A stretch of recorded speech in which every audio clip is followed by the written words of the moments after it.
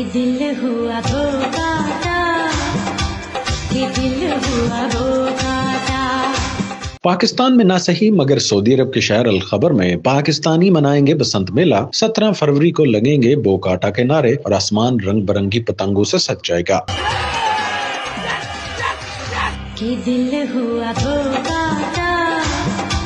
कि दिल हुआ धोखा।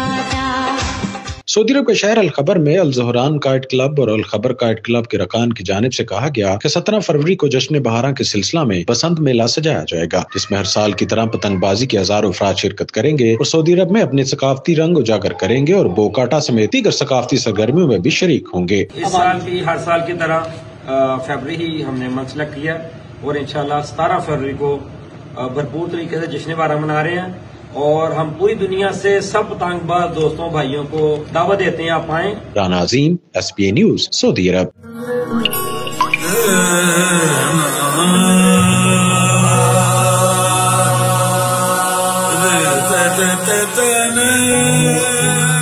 सेठीज लाइफस्टाइल स्टोर्स, नस्ल दर नस्ल खुशियों के हमसफर।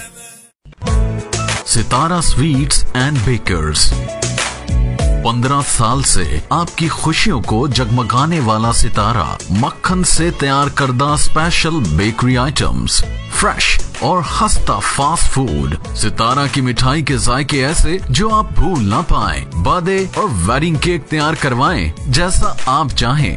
बेकर्स की दुनिया का एक ही सितारा, Sitara sweets and bakers, near staff गला, सरगोदा रोड, गुजरात।